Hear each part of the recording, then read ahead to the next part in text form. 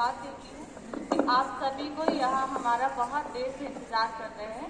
Sorry, रास्ते में थोड़ा सा प्रॉब्लम आ गया था, इस वजह से हमको देर हो गया। आप सब स्नैकमैन और सरगुजा जानते हैं ना? नहीं जानते? जानते हैं। क्या नाम है उनका? सत्यम द्विवेदी। हाँ, तो आज जोरदार तालियों के साथ स्वागत कीजिए सत्यम द्विवेदी।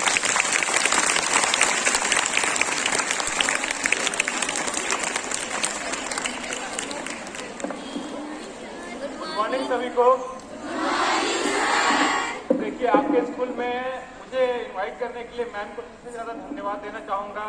साथ में मेरे सामने हैं मुझे जिन्होंने शिक्षा दी है और जिनके माध्यम से मैं धीरे धीरे आगे बढ़ रहा हूँ, अरुण सर और बाकी सारे टीचर्स।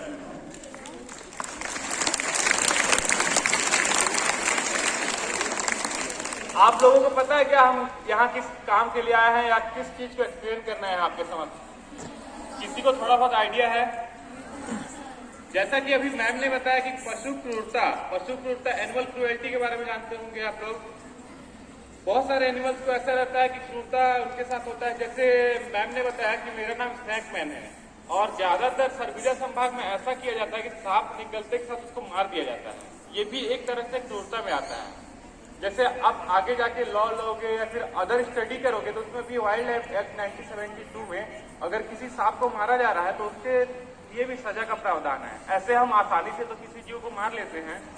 हो सकता है गवर्नमेंट स्ट्रिक्ट नहीं होती होगी या फिर कंप्लेन नहीं होता है तो फिर कोई कार्यवाही नहीं होती है, लेकिन ये हमारे परिवेश का हिस्सा है। अगर धीरे धीरे करते हुए ये खत्म हो जाएंगे तो फिर फ्यूचर में हमें प्रॉब्लम होगी। देखिए, आज मैं आप लोगों को दो टॉपिक के बारे में एक्सप्लेन करना चाहूंगा। फर्स्ट क्या है कि अभी जैसे गर्मी का सीजन स्टार्ट होने वाला है और गर्मी से लेके ठंड तक सबसे ज्यादा स्नेक बाइट हमारे सरगुजा जिले में होती है। तो मैम ने जैसे बताया सर्पदंश यानी स्नेक बाइट अवेयरनेस से आपको मैं बताना चाहूंगा, एक्सप्लेन करना चाहूंगा। सेकेंड क्या है कि जैसे हम जो कार्य करते हैं माँ महामाया पशु पुनर्वास केंद्र पूरे संभाग के समस्त घायल, विकलांग, चोटिल जीवों को हम आश्रय देते हैं और आप जैसे ही युवा वॉलंटियर की सहायता से उनका ट्रीटमेंट, फीडिंग सारा कुछ करते हैं।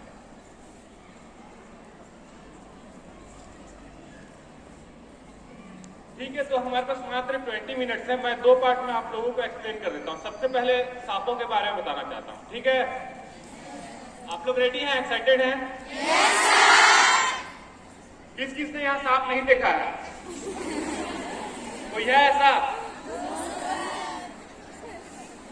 देखिए, स्टार्टिंग से मैं आता हूँ क्योंकि समय बहुत कम है और मात्र मैम ने 20 मिनट बोला है, तो चलिए मैं एक्सप्लेन करता हूँ।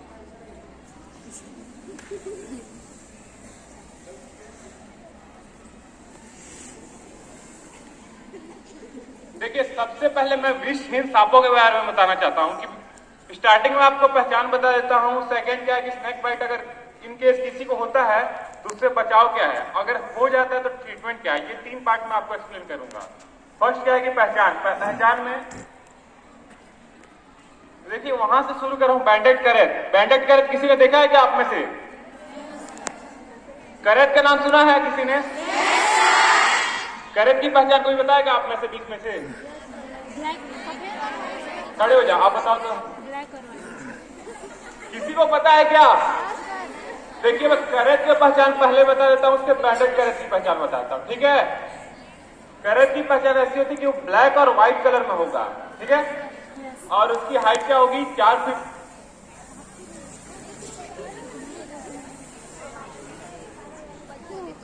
देखिए, उसकी हाइट क्या होगी? लगभग 4 फीट के आसपास होगी उसकी टोटल हाइट। करेक्ट। और जैसे मैं बैंडेड करेट बता रहा हूँ, बैंडेड करेट येलो और ब्लैक कलर में होगा। जो वो लास्ट वाला फोटो आप देख रहे होंगे वैसा। जैसे आपने सुना होगा नागमणि के बारे में सुना होगा। रात को सांप अपना मणि निकाल लेता है और चमकते रहता, साइन करता है। ठीक है, ऐसा कुछ भी नहीं होता। ये जो बैंडेड करेट रात में आप देखोगे तो इसका बॉडी बहुत ज्यादा साइन करता है। और इसको हिंदी में क्या बोला जाता है, किसी को आइडिया है थोड़ा बहुत? अहिराज के नाम सुना है किसी ने? अहिराज बोला जाता है। देखो, देखने में बहुत क्यूट लग रहा है ना, लेकिन ये उतना ही खतरनाक है। ये अन्य सांपों को खा जाता है। मतलब जिंदा अगर कोई सांप इसके सामने दिख गया तो ये दोनों फाइट करेंगे, लास्ट में ये जीत जाता है और और इसमें न्यूरोटॉक्सिल हीमोटॉक्सिल दोनों जहर होता है। सेकेंड सांप क्या है, कोई पहचानता है क्या इसमें से? कौन सा है, कोई बताएगा पीछे से? कौन सा? कोबरा। कोबरा को हिंदी में क्या बोलते हैं? और उसका साइंटिफिक नेम? वाह, आप लोग बहुत तेज हैं। देखिए उसका साइंटिफिक नेम नाजा नाजा इसलिए होता है क्योंकि कंपटीशन एग्जाम में आता है, यूपीएससी में भी आ चुका है, पीएससी में भी आ चुका है। आप लोग आगे जाके तैयारी करोगे और उसमें न्यूरोटॉक्सिल जहर होता है। न्यूरोटॉक्सिल जहर से क्या होता है, किसी को आइडिया है? देखिए न्यूरोटॉक्सिल जो रहता है वो क्या है, नर्वस सिस्टम पर अटैक करता है। जब हमारा हार्ट बीट करता है या ब्लड सर्कुलेशन तेज होता है तो रोकने का काम करता है दिल को, ठीक है। तो जब ये अगर काटेगा ये सांप नाक, तो हमें आमतौर पर नींद आएगी, सुस्ती लगेगी और हम सोने का कोशिश करेंगे। ऐसे में क्या है, बॉडी स्लो हो जाएगा और धीरे धीरे करके इंसान खत्म हो जाता है। इंडिया में सेकेंड नंबर का सबसे खतरनाक सांप है जिसके काटने से सबसे ज्यादा जाने जाते हैं। लगभग 25 से 30 हजार जाने इसके काटने से जाती ही जाती है पूरे इंडिया में, ठीक है। इसके पीछे मेन अफवाह ये है कि ये भी मड़ी लेके घूमता है। आप लोग ये जानते होंगे कि मड़ी लेके घूमता है, ठीक है। वो लास्ट में एक्सप्लेन करूंगा कि क्यों ऐसा बोला जाता है, लेकिन फिलहाल मैं बता दे रहा हूँ कि ऐसा ये अफवाह है, ठीक है। सेकेंड है कि आप सभी ने मूवी देखा होगा, मूवी में जैसे दिखाता है कि सांप इच्छाधारी हो जाता है, ठीक है। जानी दुश्मन या बहुत सारे मूवी ऐसे हैं जिसमें ऐसे दिखाया जाता है। देखिए हम लोग क्या कि अभी युवा पीढ़ी है, आगे जाके हमें समझना है, तो आप खुद से लॉजिक अगर लगाओगे तो ये बोला जाता है कि सांप अगर 100 साल जिए तो इच्छाधारी हो जाता है। इट मीन्स लोग पहले के लोग ऐसा तर्क ही देते थे कि ना हम 100 साल जिएंगे ना तो इस सांप को देख पाएंगे कि ये इच्छाधारी हुआ है, बाद में ये इंसान बनता है या क्या होता है, ठीक है। जैसे फॉर एग्जाम्पल बता दूंगा, किसी छोटे बच्चे को बोल दूंगा कि जापान में हाथी उड़ता है, न वो जापान जाएगा तो हाथी को उड़ते देखेगा, तो वो यही माइंडसेट बना लेगा जापान में हाथी उड़ता है, ठीक है। सेकेंड क्या, 100 साल तक हम एक सांप का पीछे तो कर नहीं सकते कि यही सांप है, ये 100 साल जी रहा है या नहीं, ठीक। थर्ड क्या, सांप क्या है कि अभी ठंड का मौसम है, हल्का फुल्का ठंड है, तो ठंड में आपने नोटिस किया कि सांप नहीं दिखते। किसी को पता है क्या रीजन हो सकता है कि ठंड में सांप कहां चले जाते हैं इतने सारे? देखिए एक होता है हाइबरनेशन पीरियड, ठीक है। हाइबरनेशन यानी कि ऐसा प्लेस जहां का तापमान टेम्परेचर सेम रहता है, मतलब समझ लीजिए कोई गड्ढा है, बहुत गहरा गड्ढा है, वहां वो घुस के चले गए और अगर टेम्परेचर अप डाउन होता है, कभी कभी ऐसा होता है ठंड में भी बारिश हो जाती है या फिर बहुत ज्यादा धूप हो जाता है। क्योंकि हमारे जैसे बॉडी में उनके हेयर्स नहीं होते जो टेम्परेचर को एडजस्ट करते हैं, ठीक है। हमारे बॉडी में हेयर्स में रोम छिद्र है जिसके अगर टेम्परेचर अप एंड डाउन होता है तो हम थोड़ा बहुत मैनेज कर लेते हैं, लेकिन ये नहीं कर पाते। ऐसे अवस्था में ये निकलते हैं बाहर। बरसात के दिनों में सेम होता है, बरसात के दिनों में टेम्परेचर अप डाउन होता है, साथ में पानी होती है तो इनके दिलों में पानी घुस जाता है, तो इनके घर में पानी घुसता है तो हमारे घर में घुसता है, ठीक है। अगला सांप कौन, कोई देख के बता पाएगा?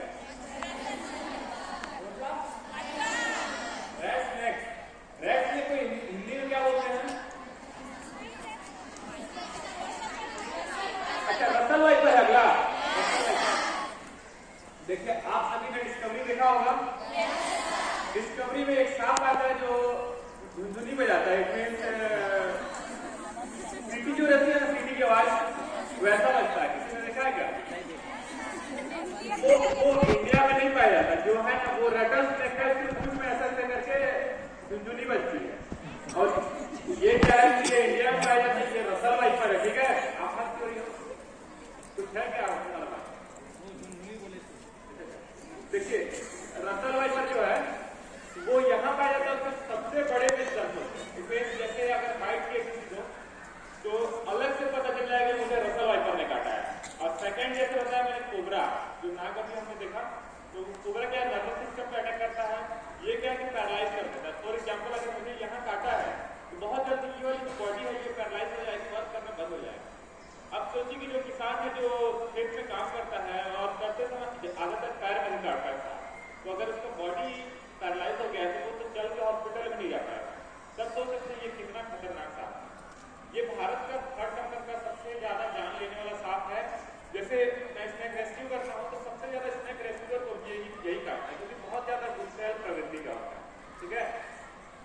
इसमें कौन सा जहर होता है? अभी न्यूरोटॉक्सिन बताया ना, इसमें हीमोटॉक्सिन जहर होता है। ये खरबूजा में बहुत रेयर पाया जाता है। अभी तक मैंने 4 या 5 सापे रसल वाइपर का रेस्क्यू किया। अगला कौन है, कोई बताएगा? Rat snake.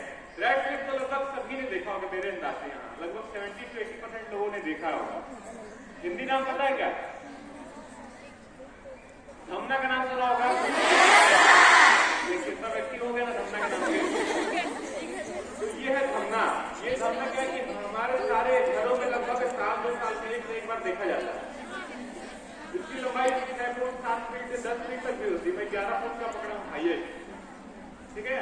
इसको रैट स्नेक इसलिए बोला जाता है क्योंकि ये मेन हमारे का चूहा ही है, और इसमें जितने जहरीले सांप का फोटो देख रहे होंगे सारे सांप इसको खाते हैं। तो ये डर की वजह से और चूहे के चलते ये हमारे घरों में आता है, क्योंकि हमारे घर में आमतौर पर जहरीले सांप कम निकलते हैं, रैट स्नेक ज्यादा निकलता है, और इसका साइज भी इतना बड़ा रहता है कि लोग आमतौर पर डर जाते हैं। इसमें जहर नहीं होता, ठीक है।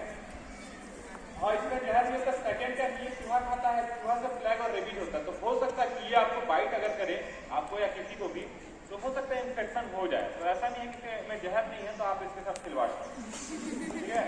और सेकेंड क्या, ये किसान मित्र है। किसान मित्र इसलिए क्योंकि चूहा खाता है, और जो चूहे हैं वो किसान के अनाज को वो बर्बाद कर देते हैं, ठीक है। तो ये उनको खाता है, तो किसान को थोड़ा अच्छा लगता है कि भाई हमारे जो एनिमी है उनको ये खा रहा है। अगला सांप कौन है इसमें? चेकरेट किलर भी बोलूंगा तो शायद तक यहाँ कोई नहीं जानता है। कोई जानता है क्या चेकरेट किलर को हिंदी में क्या होता है? अभी हिंदी नाम बोलूंगा तो तुरंत एक्टिव हो जाओगे आप। डोरिया सांप सुना है आपने? कहाँ रहता है डोरिया सांप? हाँ, तो पानी में आमतौर पर ग्रामीण या फिर कोई भी नहाने जाता है, कई बार ऐसा होता है कि कोई सांप काट लेता है, यही सांप, ठीक है। ये सांप जहरीला नहीं होता है, पानी में आमतौर पर काटता है। और सबसे इसमें बेकार अफवाह यह है कि ग्रामीण क्षेत्रों में अधिकतर अफवाह यह कि गुरुवार को इसका जहर चढ़ता है, ठीक है। तो क्या है कि गुरुवार को, अब सांप चूंकि कैलेंडर लेके तो घूमता नहीं है कि गुरुवार है तो इसका जहर चढ़ेगा, इसके में भी 1% का जहर नहीं होता। कई सारे ग्रामीण इलाकों में, जैसे आप बस्तर में चल जाओगे तो इस सांप को खाते हैं, और बगल में आप रैट स्नेक है कोई भी देखे ना, उसको भी लोग खाते हैं। अभी जैसे ट्रेनिंग होता है सीआरपीएफ की भी कैंप में, तो वहां भी दी जाती है। मैं भी कंफर्म नहीं था, मैं भी थोड़ा सा कंफ्यूज था कि जिस रेप्टाइल को सेव किया जाता है उसके साथ ऐसा कैसे किया जाता है। लेकिन मैं फिर बहुत सारे सीआरपीएफ और बाकी लोगों से मिला, तो उन्होंने खुद बताया कि ट्रेनिंग के दौरान उन्हें रेस्क्यू का भी सिखाया जाता है, साथ में फीडिंग भी कराया जाता है। क्योंकि जैसे जंगल में जाओगे तो कई बार ऐसी अवस्था हो जाएगी कि आपको खाना नहीं मिलेगा, और चूंकि वो देश की सेवा करते हैं दुश्मनों से, तो उन्हें तो हर कंडीशन से जूझना पड़ता है। अगला सांप कौन है उसमें? तेज बोलिए वापस। नहीं समझ में आ रहा, मैं देख ले रहा हूँ। ट्रिंकेट स्नेक को आप लोगों ने नहीं देखा होगा, मैं कंफर्म हूँ, क्योंकि मैं अभी तक सरगुजा में 4 सालों में एक ही पकड़ा हूँ, ठीक है। ट्रिंकेट स्नेक उड़ने वाला सांप का नाम सुना है आपने? जैसे ज्यादातर ये अफवाह है कि उड़ने वाला सांप है। जब मैं खुद स्कूल में पढ़ता था तो मेरी टीचर ने ये बताया था कि गांव में एक उड़ने वाला सांप होता है, और उड़ते उड़ते फोरहेड यानी माथा में मारता है तो फिर इंसान नहीं बचता है, ठीक है। ऐसा कुछ भी नहीं होता है, कोई भी सांप उड़ता नहीं है। सेकेंड क्या है कि इसकी हाइट बहुत ज्यादा होती है, 7 फीट होती है। जैसे ये पेड़ है और ये बिल्डिंग है, ठीक है, ऐसे एस राउंड शेप में ऊपर से नीचे की ओर ऐसे करके जंप करता है। ये जंप बहुत अच्छा कर लेता है, तो लोगों को देख के ऐसा लगता है कि सांप उड़ रहा है, जबकि ऐसा नहीं होता है। सेकेंड क्या है कि ये दिखने में बहुत खतरनाक होता है। आप मेरा यूट्यूब वीडियोस देखोगे उसमें बहुत खतरनाक दिख रहा है, लेकिन ये भी जहरीला नहीं होता है। और इसे वन सुंदरी बोला जाता है, इतना सुंदर सांप होता है। अब सांपों में भी सुंदरता होती है, ऐसा आप हंसो मत, मतलब ये शेप भी बहुत अच्छा बनाता है। और आमतौर पर आप जंगल जाओगे तो ये सांप जंगल में ही ज्यादातर दिखता है। अगला सांप कौन है इसमें? खत्म।